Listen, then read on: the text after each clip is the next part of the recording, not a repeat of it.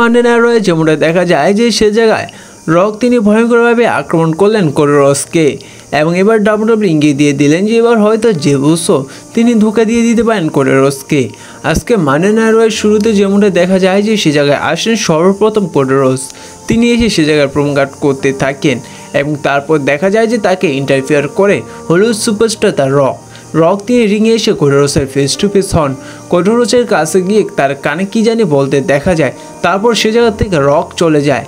Monday night রয়ে একেবারে main ইভেন্টে যেমনটা দেখা যায় যে যখন জে উসোর সাথে শিনজুকে নাকামোরার একটি সিঙ্গেল ম্যাচ অনুষ্ঠিত হয়, তারপর দেখা যায় যে সেই ম্যাচটির মধ্যে ইন্টারফেয়ার করতে আসেন ব্লাড লাইনের মেম্বার সোলো সিকোয়া এবং জিমি উসো এবং সেই সময় জে উসোকে সেভ করতে আসেন সেথ রোলিন্স এবং কোডি রোডস।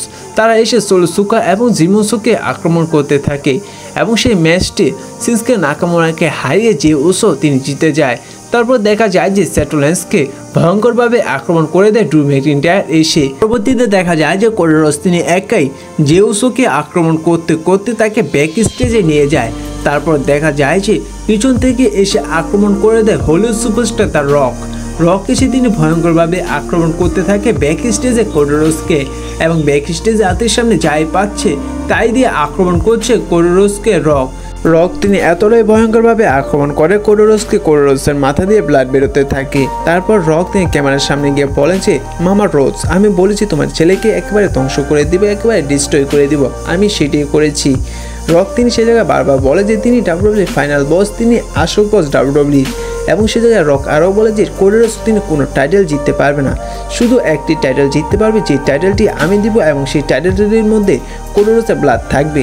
তারপর দেখা যায় যে রক তিনি একটি বেল্ট বের করে এবং সেই বেল্টটিতে লেখা ছিল মামা রোডস এবং সেই বেল্টটিতে কোডি রোডসের যে ব্লাড বের হয়েছে সেই ব্লাড মেয়েকে কোডি রোডসকে দিয়ে আসে। এবং একটি বিষয় আজকে মানডে নাইট রয়ে ইঙ্গিত পাওয়া যায় যে যেহেতু জে উসোকে সেভ করতে গিয়েছিল কোডি রোডস, কিন্তু কোডি রোডসকে সেভ করতে দেখা যায়নি জে উসোকে, কিন্তু সেথ রোলিন্সকেও দেখা যায়নি, কারণ সেথ রোলিন্সকে আক্রমণ করেছিল ড্রু ম্যাকইন্টায়ার, কিন্তু জে উসোকে কেউ আক্রমণ করেনি, জে উসোকে সেভ করতে দেখা যায়নি। আজকে মানডে নাইট রয়ে মেইন ইভেন্টে যখন ভয়ঙ্করভাবে রক আক্রমণ করেছিল কোডি রোডসকে সেই সময়, আর এর থেকে ডাব্লিউডাব্লিউ হয়তো ইঙ্গিত দিলেন যে এবার হয়তো রেসলমেনিয়াতে কোডি রোডসকে ধোঁকা দিয়ে দিতে পারেন জে উসো এবং জে উসো তিনি আবার যুক্ত হতে পারেন রোমান রেন্সের ব্লাড লাইনের সাথে।